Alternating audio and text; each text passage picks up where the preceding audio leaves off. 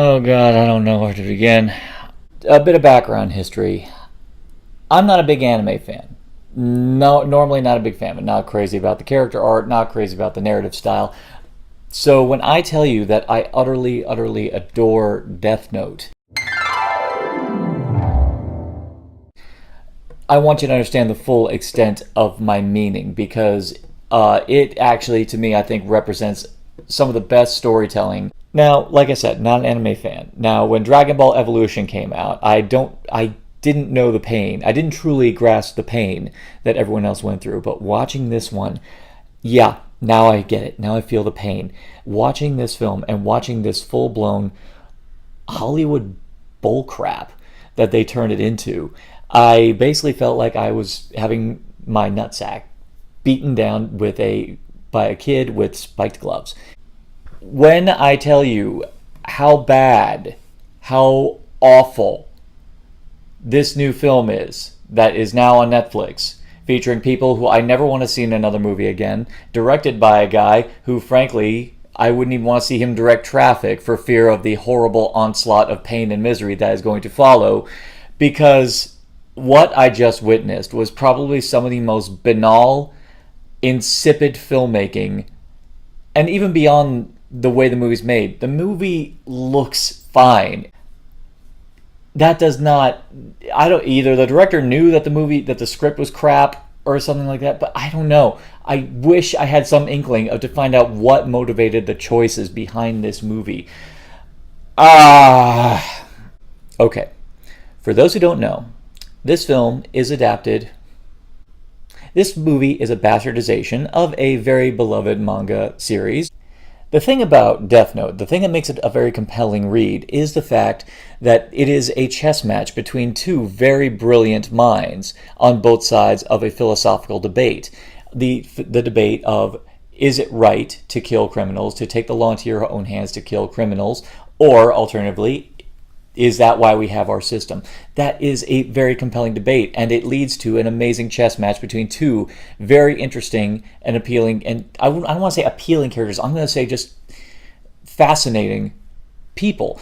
Light Yagami in the original story he's not a conventional kid by any means. He was never written to be a conventional kid, not like this twat waffle. Light in the manga is a genius, but he is also one who is bored. And at the same time, he's also disgusted with the state of the world. He looks around and he just sees misery and pain. And that's what motivates him to do this. In the beginning, yes, it's about the altruistic notion of killing criminals, but in the end, he wants to be a god. Everything else is meaningless to him. He does not care about conventional means like hooking up with girls or all this silly homecoming bull that this movie just seemed to want to force on us.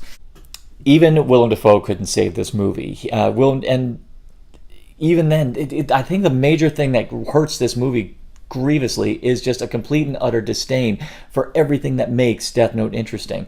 Light is not a conventional kid. The first thing you don't think this first and foremost about this kid being a high school kid. You think about him being a bored genius, because there's nothing more dangerous than someone smarter than everyone else who now has the power to basically control life and death. That's a scary, terrifying thought. They don't even bother to delve in it. The movie begins with this utterly insipid slow-mo. Hey, we're in high school. There's cheerleaders. Oh, there's Light. He's all Tobey Maguire, Spider-Man 3, with his hair and his face, looking at everyone, going, "Heh, I'm better than you."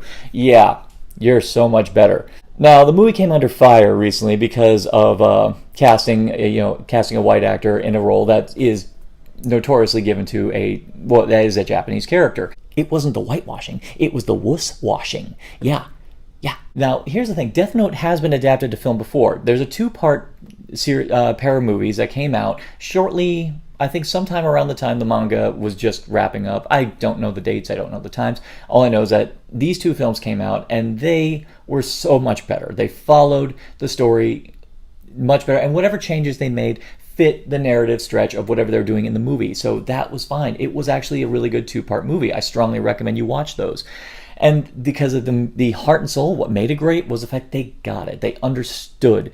I don't care about silly high school bollocks. What I care about is this interesting philosophical debate manifested in the form of a full-blown onslaught of criminals all over the place. That's what makes this interesting. It is a chess match. Back when the manga came out, there was a big competition. Team Light, Team L, whose side are you on? And you know what? It's interesting to have this thing because, in essence, one side or another says your state of mind as to where you land on the debate of whether or not Kira, as he's called, is right.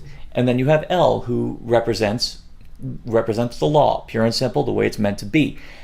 This movie doesn't even get into that. It tickles on it, but it decides to focus on emo bullshit. And it is... All right, like I said before, Light in this... I hate to attack the actor for it. The actor's only doing their job, but unfortunately, this actor is utterly painful. The first time he sees Ryuk... This is just a full-blown bastardization of the character, not even because of all the reasons everyone didn't want to see this movie originally. It's a bastardization of the fact that this character has no spine. He does what he does more out of a kind of a petty personal vendetta as opposed to something much more grand. Light did this because he viewed the world as sick. There was no like, oh, I want to kill this guy first because he killed my mom. No, he does this because he is a genius. He looks at the world with contempt and decides that he now has the tool to make it better. That's what makes Light an interesting character. And because of his endeavors, and because you see the positive impact he actually is having around the world with crime going down, it makes a compelling argument. But then meanwhile, you have the case of the fact that as Light gradually goes down the rabbit hole, he becomes more and more drunk on his pseudo-godlike powers. That's what makes it interesting. Me and my wife, we were watching this and we were going, what passes for the character is supposed to be Misa is this girl who, the first time you see her, she's in a cheerleading squad, just standing there on top of a pyramid, going, I don't need you. And then just start smoking in the middle of it. And I'm like, who does that? I mean, I've been out of school since 2000, but even then, I'm still positive that this is not normal behavior. And everything they're doing to establish these characters in the first couple minutes fails. Everything about this movie is wrong. Everything. I mean, even Willem Dafoe as Ryuk was the only decent casting choice I heard of from this movie, because Willem Dafoe, guy can play a dang shark in Jaws if he wants to. Willem Dafoe is awesome, but and you know what? He does his best. He actually does his best. The few moments of comfort I got was the fact that Willem Dafoe actually was doing it at least decently well enough. The visuals on Ryuk look great. Actually, one of the few bits that I thought was interesting was the way they kept him dominantly in the shadows. It added a nice level of menace to it. But once again, in order for them to do what they're doing with it, they had to just completely destroy some of the rules of the Death Note. These rules, yes, there's a lot of rules, and the movie keeps whining about the freaking how many rules there are in the Death Note. I'm picturing the screenwriters in their little hovel, just like going, God, we gotta follow all these rules. You know what? This is our movie. We're gonna do whatever we want with it. Screw it. They're not paying for it. It's Netflix. Oh, we're paying for it, baby. We're paying for it with our time. But you know what? We don't need you. We got 2 good movies, we got an incredible anime, and we got a great manga series. And I implore you, do not watch this film. Do not watch it at all. Everything you love about Death Note, it's not in here. You know, when you first meet Mia, as she's called, she's kind of like that wannabe Nancy from The Craft, except she's way prettier. And I'm like, who cares about you? I don't care about either of you. Misa in the comics is a very genuine, sweet, innocent character. She stumbles on this because her life was saved by a death god. For as silly and as bubbly as her character is in the books, she's still a very fun character, and she's very an interesting character because of her history. And now we get on to the other topic of L. The sad part is about this movie is that the actors are giving it their all. They're trying their best. They're pushing it. But the problem is they're given a craptacular script with absolutely no real concept of what really makes the characters great and what makes the whole story great. And so this character is doing his damnedest to try and compensate for a really bad situation, and they don't get the gracefulness of L as a character. The thing that's fascinating about L is the fact that he is an introverted character. He doesn't do half the reckless shit that this version of L does. I was watching this going, L would not pull out a gun and run like hell all throughout the streets of Seattle or Japan. He would not do any of that. Going around like, ah! No. I know I'm going around in circles, but that's the main problem with this thing. This is a full-blown bastardization. This summer, a lot of people had to deal with the horrors of Ghost in the Shell. And a lot of people have had to deal with the awfulness of Dragon Ball Evolution. Now I can feel their pain. This is my pain.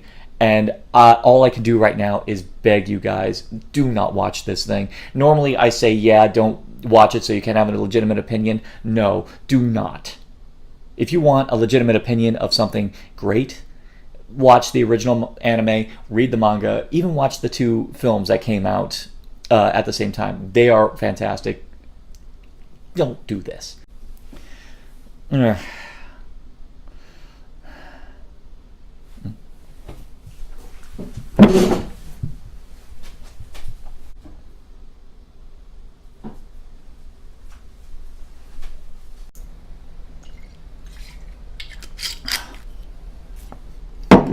Don't.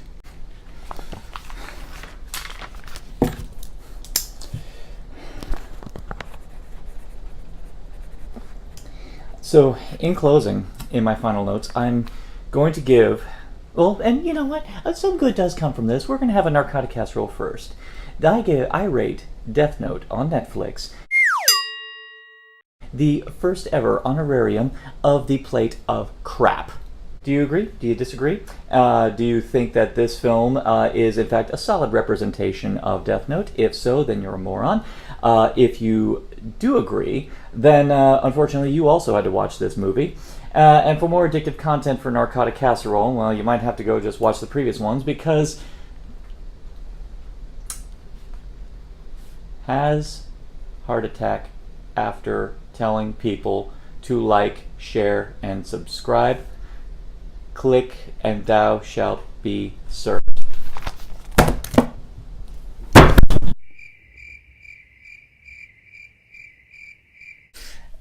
Oh.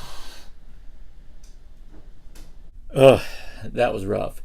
I know there's a lot more I probably could have gotten into, but literally filming that review was it was harsh. It was really harsh. So, but I wanted to make sure to let you guys know, next week I'm going to be at DragonCon in Atlanta, and all around I'm going to be filming more wonderful cosplays for my next cosplay contage. So, if you see me over there, I will be hobnobbing with everyone love to meet you there. Actually, we still have those 2 episodes of the Cinema Schlock Society coming up, and also we have a new edition of Close Examinations where we actually delve into the highly controversial Indiana Jones and the Kingdom of the Crystal Skull. So, on a much more pleasant note, I hope you all enjoy this review. Keep it coming. Like, share, subscribe, and all that good stuff.